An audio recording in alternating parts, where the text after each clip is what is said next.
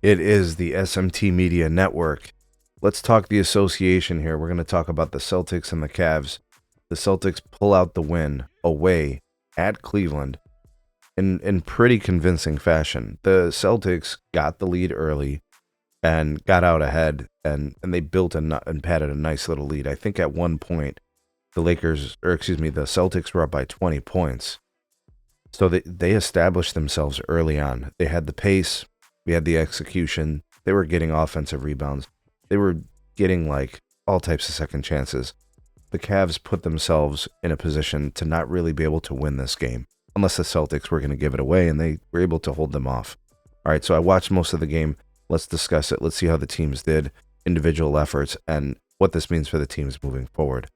All right, so from the box score, looking at the team statistics, the Celtics shot 41%, the Cavs shot 40%. Not really much there, right? Different. The Celtics took 48 threes, the Cavs took 39, so they both took a high volume of threes. Celtics shot it a little better, 35%, the Cavs 28%. Free throws, the Cavs were the ones that got to the line a little bit more, making 22 of 26 attempts. The free throws for the Celtics, 15 of 18. Really not that different. Cavs getting to the line more often. Rebounds, the differential +2 to the Celtics. Offensive rebounds +1 to the Celtics. And I'm surprised to see it so close. And maybe that's why the Cavs were able to kind of come back a little bit and shrink the lead and be in a position to compete in the game at the end. But in the very beginning, I'm telling you, the Celtics were getting all types of second opportunities. 26 assists for the Celtics. They were moving the ball very well. They made a lot of their shots off of those good passes. The assists for the Cavs weren't really there, right? 18 assists, that's probably below their game average. And when the Cavs win, that number's closer to 30. But they just weren't moving the ball. The ball was sticking a little bit, trying to play hero ball a little bit. It's not really the Cavs' forte this year. Total turnovers, the Cavs were +1 there. So they did turn over the ball one more time than the Celtics. Nothing egregious. It's probably around the Cavs' average at 13. But the Celtics did take better care of it a little bit. The Cavs in the first half, I'm telling you, there were moments in the first half where they were just playing awful. Fast break points, I think it was 9-5 Celtics. Points in the paint, 42-38 Celtics. All right, now that doesn't really tell you much, right? It just kind of tells you that the game was pretty close. But where things kind of separate themselves, I want to discuss the Cavs first. Evan Mobley had 7 points in 28 minutes, 3 of 14 shooting, 0 of 4 from 3. You're not going to beat the Celtics when your second best, third best player, however you look at him, right? I think Donovan Mitchell obviously is the number one, but now the argument becomes, Darius Garland or Evan Mobley. There have been stretches of the season where it's been Mobley, and there have been stretches of the season, more of it, I think, where Darius Garland has been your second most important offensive player. I don't want to say Mobley has regressed, but his assertiveness, his aggressiveness to go and get points, and then just the execution hasn't been there for the last several weeks. And this coincides with the Cavs' record not being as good as it was to kind of open the season. Part of the Cavs' hot streak was the fact that Evan Mobley had really stepped up and really moved along in his progression as a player offensively. Defensively, he's still a very good player. He can impact the game just by being there, being around the paint, protecting the rim. He's going to redirect shots. He's going to make shots harder. So that's not the trouble. We're just not seeing the offensive input from him. All right, Jared Allen got you 17 on 6 of 11 shooting, 5 of 5 on the free throws. He poured in 18 rebounds, had 2 dimes, had a block. All right, so you're getting some pretty nice points off of Jared Allen. Darius Garland was very good, 8 of 20 on field goals, 3 of 8 from 3, 25 points. I don't want to say very good. He was good. Now, Donovan Mitchell had a really good game, was very aggressive looking for his points, 31 points, 12 of 25 shooting.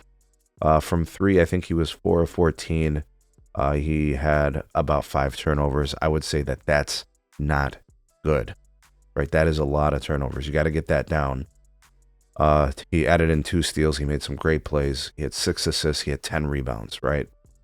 You got 2 points from Max Strus in almost 30 minutes of action. absolutely deplorable.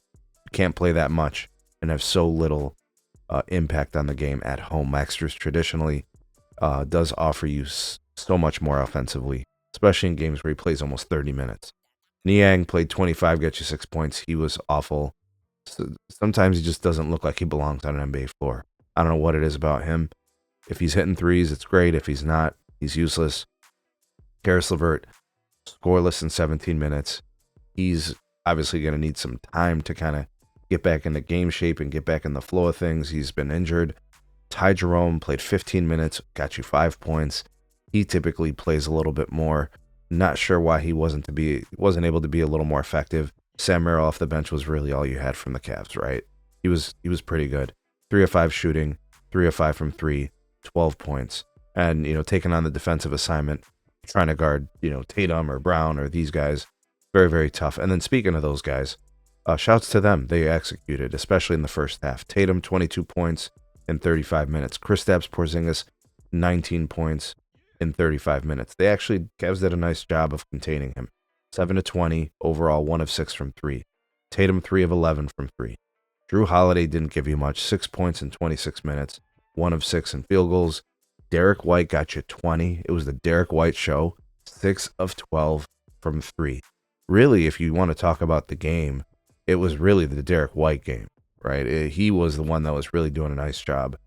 Jaylen Brown, 7 of 12, 16 points.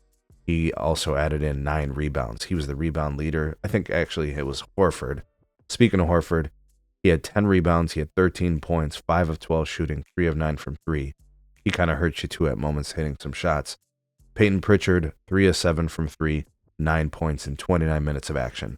The Celtics just played better in the first half, and that was enough to win them the game. That's what it boils down to.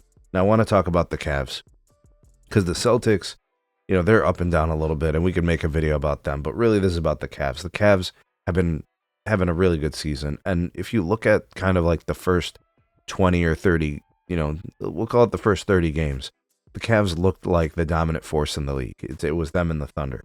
Now when I see the Cavs, I see them kind of a little bit, inconsistent night in and night out. I'm seeing Evan Mobley kind of out of place, out of sync offensively.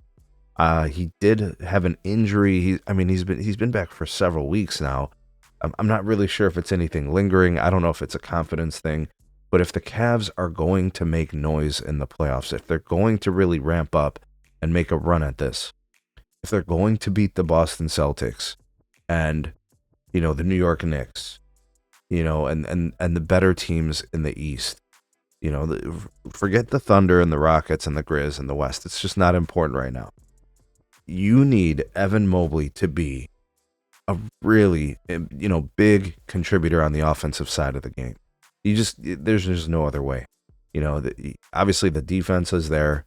Jared Allen, you've got your paint presence with your defenders, and then perimeter defense. You just consistently have to challenge all those shots and hold teams to one shot, especially the Celtics.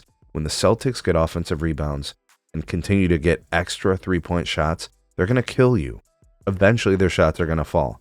Like I said, I didn't see anything special from the Celtics tonight, but I saw moments where the Cavs were turning over the ball, not getting the rebounds, and giving the Celtics second chance opportunities. You cannot let that happen. The Celtics are too good. They have too much talent. Jason Tatum is too good of a player.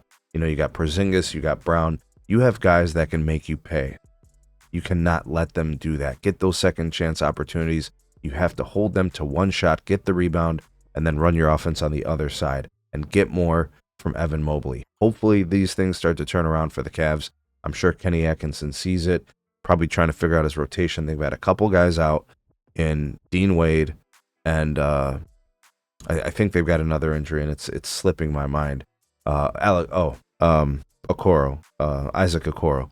Those are some of their important contributing wing defenders, which is important. But they have enough guys where they can put together some wins. So I'm not going to give them an excuse. They just need to play better. They need to execute better. And right now their record is 40-10. The Celtics are 36-15. So it's not out of the realm of possibility that the Celtics finish number 1 and the Cavs finish number 2. That can happen. So if the Cavs in their next 10 games, go 5 of 5, right? And they become a 500 team. And then the Celtics put together 8 or 9 wins or get on a win streak. Yeah, there's a version of this where things can get pretty damn close. And the Cavs would not have home court advantage. And to be honest with you, I don't know if it matters all that much against a team like the Celtics, who has a championship pedigree and is capable of winning games at anyone's arena. It really doesn't matter to them, I don't think. If they win, it's because of them. It's not because of, home court advantage for the other team or whatever. It really doesn't matter. You're going to have to beat them. They're not going to beat themselves in the playoffs, and you got to be ready. And the Cavs really should be getting back on that philosophy of moving the ball, executing, rebounding, and playing good defense. That's what it's going to take. Cavs got to get back on track. This is a tough loss. You were at home. It's a game you could have had, but you came out flat, and you were on your heels the rest of the game. Anyways, let me know what you guys think of the Cavs and the Celtics. Like, share, and subscribe. We'll see you guys on the next one.